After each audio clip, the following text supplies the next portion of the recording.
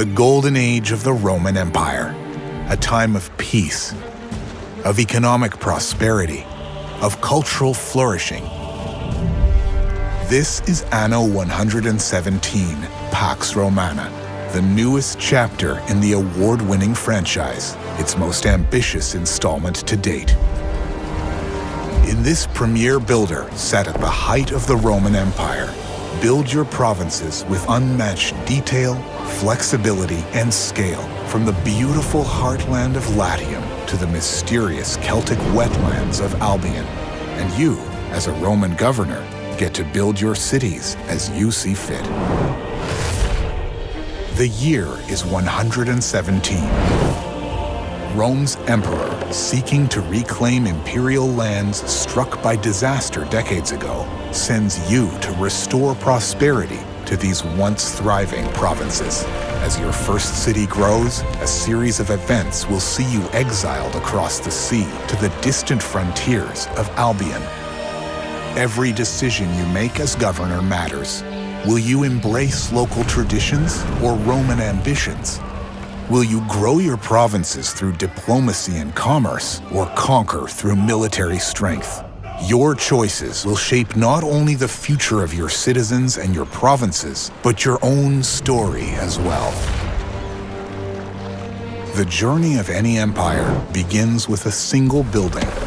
When approaching an island, claim ownership by adding a trading post to its shore. Then, create some roads and move on to building housing for new residents and setting supply chains in motion to produce resources, such as lumber, giving you the means to expand. Of course, as governor, you'll need a place to live, and it's safest to place your own villa inland, away from exposed coastlines. Each island offers resources based on how fertile they are for a given crop.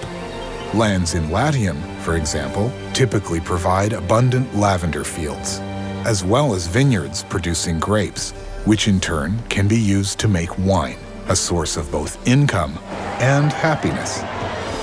In Albion, settlements may rely on eel fisheries for food and reed farms for making clothing items such as shoes for workers. Much better than Roman sandals for muddy terrain. Entire islands can be devoted to a single industry. Always consider the various stages of the supply chains, from raw material to transformation, then storage, as the placement of each element directly affects efficiency. How your settlement looks and feels is up to you. Latium might inspire an organized design, straight roads, square neighborhoods, organized fields.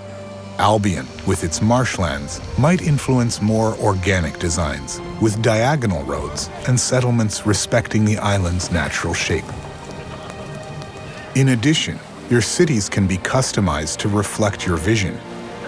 Ornaments, luxurious public spaces, awe-inspiring marvels of engineering, pristine marble roads worthy of Rome itself. As your population grows, higher-tier residents will be attracted to your cities, bringing along their need for higher-quality goods. Build markets to raise your people's income. A tavern will keep spirits high.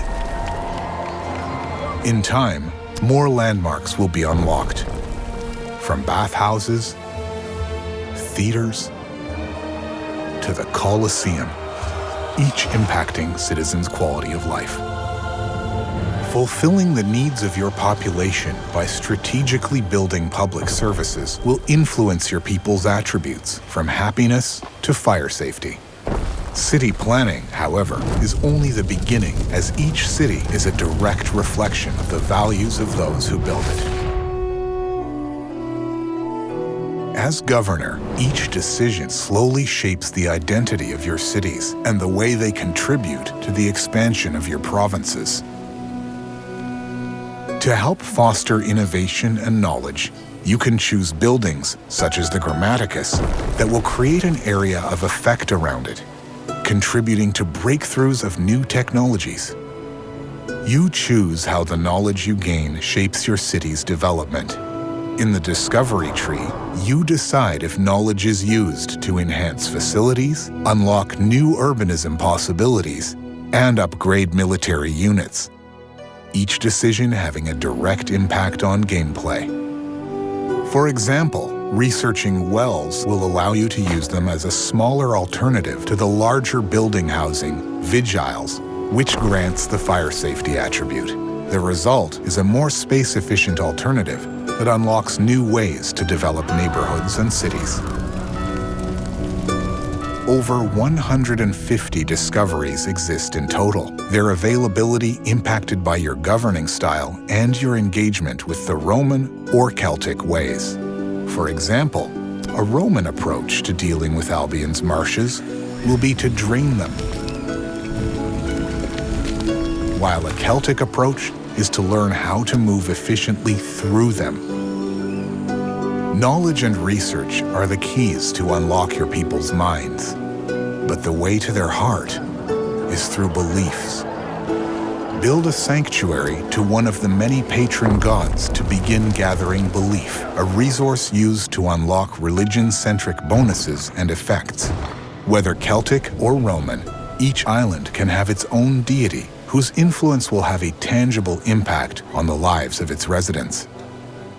Choose Mars, the Roman god of war, and your residents will believe in his strength. They will put all their heart into the production of military materials. In the long run, believing in Mars will even grant land units with superior attack and defense capabilities.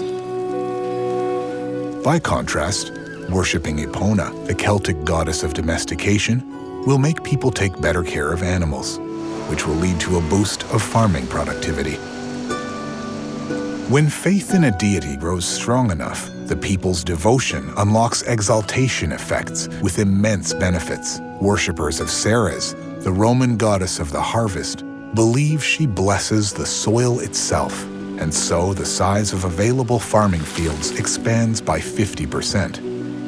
Meanwhile, those who honor Mercury Lugus, the Roman god of commerce, trust in his guidance to uncover hidden riches, granting access to gold mines. Discoveries and religion are deeply interconnected, shaping not only the way you play, but the cultural identity of your cities within a wider world. No province exists in isolation, and how you interact with other governors will heavily impact the prosperity of your provinces. Diplomacy is integral to success, as rivals, traders, and even raiders, each with their own ambitions, react to your choices. Trading with another governor will gain their favor, while fostering mistrust with their enemies. Build strong relationships with allies to open trade routes, or forge defense pacts, agreements that will come in handy if you were to anger other, more hostile figures. The echoes of your decisions will even reach the ears of the Emperor himself. Romanizing your land will earn you high praise and bonuses, while turning your back on Roman traditions might warrant the wrath of an entire empire. Whatever your choices, you had better be prepared for any outcome. Across the empire, some will thrive by peace, trade, and negotiation. But war may be the only language spoken by your rivals, and when diplomacy fails, you will need to be prepared for conflict. The backbone of your army is composed of land units, each category boasting both strengths and weaknesses against another type of military unit. Build barracks to train your first soldiers. Invest in the discovery tree and set up more advanced supply chains to enable more powerful units and unlock new possibilities.